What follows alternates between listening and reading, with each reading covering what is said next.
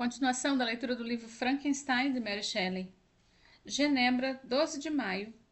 Como o autor escolheu, ele colocou 1700, mas não detalhou o ano. Clerval, que observara meu semblante enquanto eu lia essa carta do meu pai, surpreendeu-se de ver o desespero que se seguiu à alegria que eu expressara inicialmente de receber notícias de meus amigos.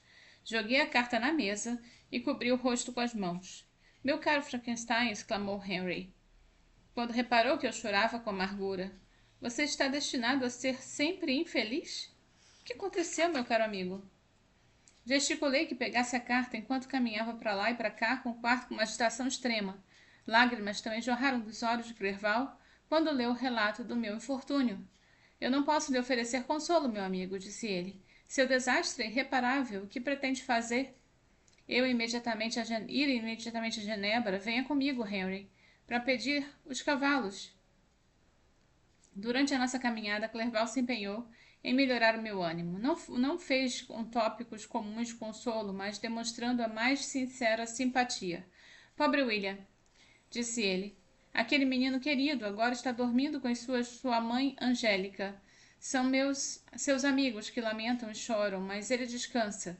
Ele já não sente o jugo do assassino, um relvado cobre de uma forma gentil, e ele não conhece dor. Já não pode ser objeto adequado de piedade. São os sobreviventes que mais sofrem, e para eles o único consolo é o tempo. Aquelas máximas dos estoicos.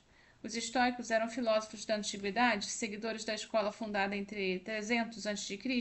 pelo filósofo grego Zenão de Cítio, que viveu entre 333 e 263 a.C., que defendiam um sistema ascético pelo qual o homem deve viver de acordo com a natureza controlada pelas virtudes. Advogavam, em particular, a perfeita aceitação do mundo externo, independente da dor ou prazer, sem reclamação nem indulgência em emoções intensas. Os estoicos diziam de que a morte não é mal nenhum e de que a mente do homem deve ser superior ao desespero na ausência eterna de um objeto amado. Não são bom conselho.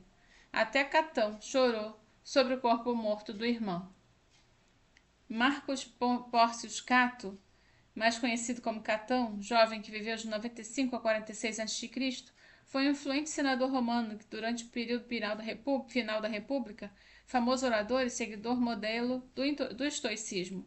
O episódio é narrado pelo historiador e filósofo grego neoplatônico Plutarco, que viveu de 46 após 119, em suas vidas paralelas, em que compara a vida à do estadista e militar ateniense Focião, que viveu de 402 a 318 c. Então, Clerval dizia isso enquanto corria pela rua. As palavras se impregnaram em minha mente e me lembrei delas mais tarde na solidão. Mas agora, assim que os cavalos chegaram, eu corri ao cabriolé e dei adeus ao meu amigo. Meu trajeto foi bastante melancólico. A princípio eu queria me apressar, pois ansiava consolar meus amados e sofridos amigos e expressar simpatia por eles. Mas quando me aproximava da minha cidade natal, diminuía a marcha. Mal conseguia suster a multidão de sentimentos que se agitava em minha alma. Passei por cenários familiares na minha juventude que não tinha visto por quase 6 anos. Quanto tudo poderia ter se alterado durante esse tempo. Havia ocorrido uma mudança repentina e desoladora nas milhares de pequenas circunstâncias. Poderiam ter efetuado gradualmente outras alterações, que, embora realizadas de modo mais tranquilo, talvez não fossem por isso menos decisivas. O medo tomou conta de mim. Eu não ousava falar, temendo milhares de males sem nome que me faziam tremer, embora eu fosse incapaz de defini-los. Permaneci 2 dias em Lausanne, na Suíça. Nesse doloroso estado mental, contemplei o lago, as águas estavam plácidas, tudo em volta estava calmo e as montanhas níveas. Os palácios da natureza não haviam mudado. A paisagem calma e celestial gradualmente me revigorou e eu segui viagem rumo a Genebra. A estrada corria junto ao lago, que se tornava mais estreito à medida que se aproximava da minha cidade natal. Vislumbrei de modo mais distinto a silhueta negra do Jura e do cume brilhante do Mont Blanc. Chorei como uma criança. Queridas montanhas, belo lago meu, como recebeis vosso viajante? Vossos cumes estão claros, o céu e o lago azuis e plácidos. É assim que prognosticará a paz, ou para zombar da minha infelicidade? Suspeito, meu amigo, que a minha demora nessas circunstâncias preliminares se tornará enfadonha, mas aqueles foram dias de relativa felicidade, e me recordo deles com prazer. Minha terra amada, quem senão um nativo saberá o deleite com que contemplarei entreveu outra vez teus riachos, tuas montanhas e, mais do que tudo, teu adorável lago. Contudo, à medida que me aproximei de casa, a tristeza e o medo triunfaram outra vez sobre mim. A noite também se fechou, e quando quase já não conseguia ver as montanhas sombrias, senti-me ainda mais melancólico. O quadro me pareceu uma vasta e turva cena do mal, e antevi obscuramente que estava destinado a me tornar o mais desgraçado dos seres humanos. Ai de mim! Minha profecia estava correta, falhando apenas em uma única circunstância, de que em toda a desdita que imaginei e temi, não concebi um centésimo de aflição que estava destinado a padecer. Estava completamente escuro quando cheguei aos arredores de Genebra. Como os muros da cidade já estavam fechados, fui obrigado a passar a noite em Secheron, uma aldeia meia légua a leste da cidade. O céu estava sereno, e como não conseguia descansar, resolvi visitar o local onde meu pobre William fora assassinado. Como não podia passar pela cidade, fui obrigado a cruzar o lago de barco para chegar a Plainpalais. Durante esse curto trajeto, vi relâmpagos brincando no pico do Mont Blanc, formando as mais belas figuras. A tempestade parecia se aproximar rapidamente, e ao desembarcar eu subi um pequeno monte para observar o seu progresso. Ela avançava. O céu estava nublado e logo senti a chuva vir aos poucos, em grandes gotas, mas a sua violência rapidamente aumentou. Saí de onde estava e continuei a caminhar, embora a escuridão e a tempestade aumentassem a cada minuto e o trovão rebentasse sobre a minha cabeça, como um estrondo terrível. Seu eco vinha do Salève. Salève, uma montanha que se estende dos pés dos Alpes franceses ao sul de Genebra. Ela avançará o céu. Não, peraí, só um minuto. Do Jura e dos Alpes de Savoia. Vívidos clarões de relâmpago ofuscavam-se os meus olhos, iluminando o lago, fazendo-o parecer um vasto lençol de fogo. Então, por um instante, tudo parecia uma escuridão de breu, até que o olho se recuperasse do clarão anterior. A tempestade, como é muitas vezes o caso da Suíça, despontava ao mesmo tempo em várias partes do céu.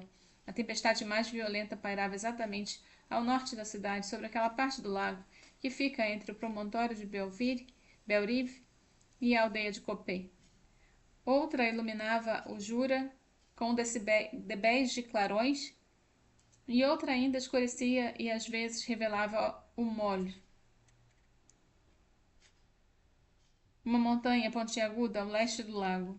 Enquanto observava a tempestade, tão bela ainda que aterrorizante, eu vagueava ao passo apressado. Essa nobre guerra do céu elevou meu ânimo. Eu apertava minhas mãos e exclamava alto: William, anjo querido, esse é teu funeral, teu hino fúnebre. Enquanto dizia essas palavras, percebi na treva uma figura se mexendo furtivamente atrás do maciço das árvores próximo a mim. Permaneci imóvel, olhando atentamente. Eu não podia estar enganado. Um clarão de relâmpago iluminou o objeto e revelou uma forma nitidamente. Sua estatura gigantesca e a deformidade do seu aspecto, de uma hediondez que não pertence à humanidade, informaram-me instantaneamente que se tratava de um desgraçado do demônio imundo ao qual eu dera vida. O que ele fazia ali? Poderia ser ele? Estremeci diante da ideia. O assassino do meu irmão? Assim que essa ideia cruzou a minha imaginação, fiquei convicto de que era verdadeira. Os meus dentes bateram e fui obrigada a me apoiar numa árvore para não cair. A figura passou por mim rapidamente e eu a perdi na escuridão. Nada com forma humana poderia ter destruído aquela linda criança. O assassino era ele. Eu não tinha dúvidas. A mera presença da ideia era uma prova irreversível do fato. Pensei em perseguir o diabo, mas teria sido em vão, pois outro clarão revelou-o pendurado entre as rochas da ladeira, quase perpendicular do Monte Salève, uma montanha que limita Plainpalais ao sul. Logo alcançou o topo, de onde desapareceu.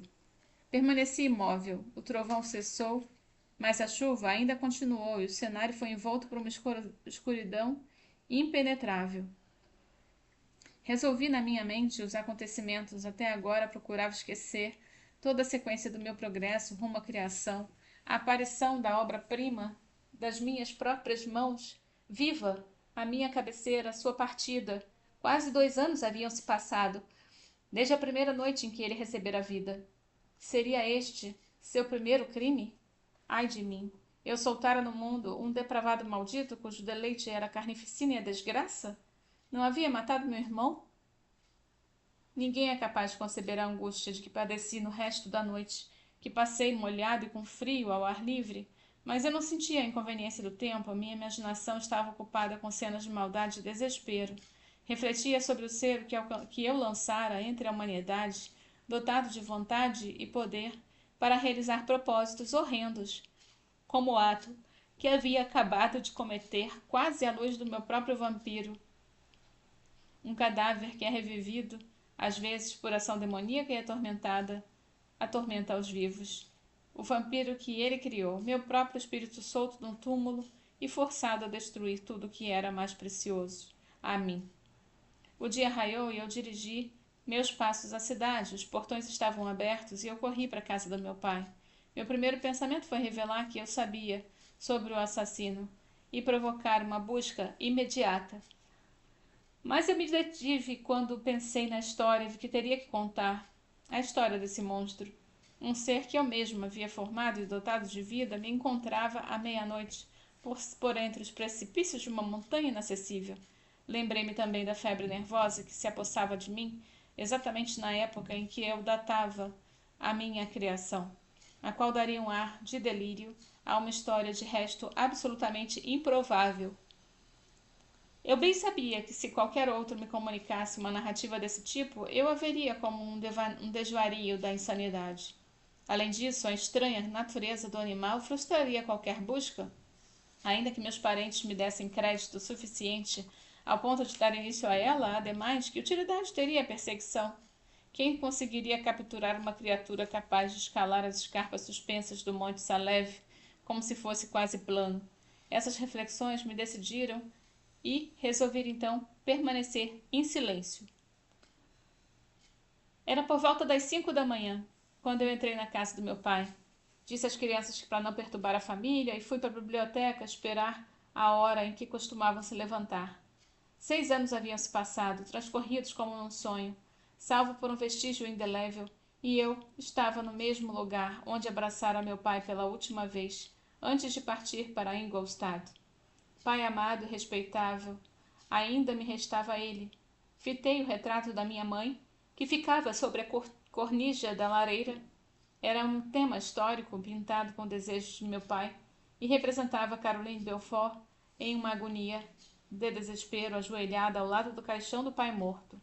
O seu traje era rústico e a bochecha pálida, mas havia um ar de dignidade e beleza que dificilmente permitia um sentimento de pena. Debaixo do retrato havia uma miniatura de William, e minhas lágrimas correram quando olhei para ela. Enquanto eu estava ocupado desse modo, Ernest entrou. Ele me ouvira chegar e correu para me receber. Expressou um deleite pesaroso em me ver. Seja bem-vindo, meu querido Victor, disse ele. Como eu queria que você tivesse vindo 3 meses atrás, quando nos acharia todos alegres e satisfeitos.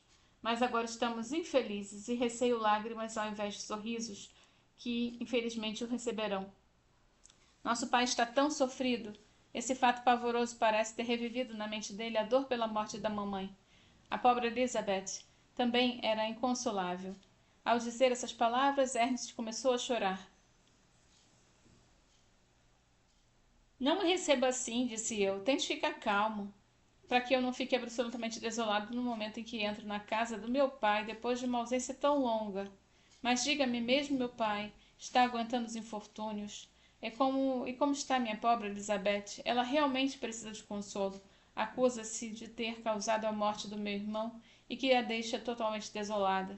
Mas como descobriram quem cometeu o crime? Descobriram? Bom Deus, como pode ser? Quem poderia tentar persegui-lo? É impossível, seria como tentar dominar o vento ou interromper um riacho da montanha como um graveto. Eu não sei o que você quer dizer, mas todos ficamos muito infelizes quando ela foi descoberta. A princípio ninguém acreditou e nem mesmo Elizabeth não se convence, não obstante todas as provas. De fato, quem acredita que Justine Moritz, que era tão afável e que gostava de nossa toda a família, poderia do dia para a noite se tornar tão extremamente perversa? Justine Moritz? Pobre menina, ela é acusada? Mas é injustamente. Todo mundo sabe disso, ninguém acredita, certo, Ernest? Ninguém acreditou a princípio, mas se revelaram várias circunstâncias que quase nos impuseram a certeza, e com o comportamento dela própria, que tem sido bastante confuso, acrescenta às provas factuais um peso que, receio, não deixe esperanças à dúvida. Mas ela será julgada hoje, e aí você ouvirá tudo. Ele relatou que na manhã que o assassinato do pobre William foi descoberto, Justine caiu doente e ficou confinada à cama. Depois de vários dias, um dia das criadas, examinando por acaso a roupa que ela usava na noite do assassinato, descobriu no bolso um retrato da minha mãe, que se julgava ser a motivação do assassinato. A criada instantaneamente mostrou a uma outras pessoas que, sem dizer uma palavra a ninguém da família, foi ao magistrado e, a partir do depoimento delas, Justine foi apreendida. Ao ser acusada do fato, a pobre menina confirmou a suspeita em grande medida pela extrema confusão dos seus modos. Tratava-se de uma história estranha, mas não abalou minha fé. Respondi seriamente. Vocês estão todos enganados. Eu sei quem é o assassino. Justine é pobre, boa Justine, é inocente. Nesse instante meu pai entrou. Vi a infelicidade profundamente marcada no seu semblante, mas ele se esforçou para me receber com alegria. E depois de trocarmos nossas saudações fúnebres, ele teria introduzido algum tópico diferente do nosso desastre. Ele teria... não tivesse Ernest exclamado. Bom Deus, papai, Victor diz que sabe quem foi o assassino do pobre William. Nós também sabemos, infelizmente, replicou meu pai, pois realmente eu preferiria ter ficado, como sempre, ignorante de ter descoberto tanta degeneração e ingratidão em alguém que nos estimava tanto. Meu querido pai, você está enganado. Justina é inocente. Se for, Deus não permita que ela sofra como culpada. Ela será julgada hoje e eu espero sinceramente que seja absolvida. Esse discurso me acalmou. Na minha própria mente, eu estava firmemente convencido de que Justine, e aliás qualquer ser humano, era inocente desse assassinato. Eu não tinha nenhum receio, portanto, de que pudesse apresentar qualquer prova circunstancial forte o suficiente para condená-la. Com essa garantia, acalmei-me e esperando o julgamento com impaciência, mas sem prognosticar um resultado mau. Logo, Elizabeth se juntou a nós. O tempo havia provocado grandes alterações em sua forma desde a última vez em que eu a vira. 6 anos antes, ela era uma menina bonita, bem-humorada, que todos amavam e afagavam. Agora, na estatura e na expressão do semblante, que era extraordinariamente encantador, era uma mulher já. A testa aberta e ampla indício da boa inteligência ligada a uma índole de grande franqueza. Seus olhos cor de avelã expressavam suavidade aliada agora, graças às recentes aflições, à tristeza. O cabelo era de rico castanho avermelhado, a tez clara e o talhe leve e gracioso. Ela me saudou com a maior das afeições. A sua chegada, meu querido primo, disse ela, me enche de esperança. Talvez você encontre algum meio de inocentar a minha pobre Justine. Ai de mim! Se ela for condenada por um crime, quem estará a salvo? Confio na inocência dela com tanta certeza quanto confio na minha própria. Nosso infortúnio é duplamente duro conosco. Não somente perdemos aquele adorável menininho, como esta pobre menina, a quem eu sinceramente amo, será arrancada de nós por um destino ainda pior. E se ela for condenada, eu nunca mais conhecerei a alegria. Mas ela não será. Tenho certeza de que não será. E aí então ficarei feliz outra vez, mesmo depois de triste morte do Williamzinho. Ela é inocente, minha Elizabeth, eu disse eu. E isso será provado. Eu não tenha medo de nada. mas se anime com a certeza de que ela será inocentada. Como você é bom! Todos os outros acreditam na culpa dela, o que me deixa desolada, pois eu sabia que isso era impossível. Haver todos com um preconceito tão fatal me deixou sem perspectivas e desesperada. Ela chorava. Doce sobrinha, disse meu pai, enxugue suas lágrimas. Se, como você acredita, ela for inocente, confie na justiça dos nossos juízes e na energia que impedirei a menor sombra de parcialidade. Na pseudociência de Franz Joseph Gall, de 1796, diz que o conceito de que o cérebro, com o grande órgão da mente, apresenta funções específicas correspondentes a certas áreas localizadas e identificadas pela medição da forma e das protuberâncias do crânio.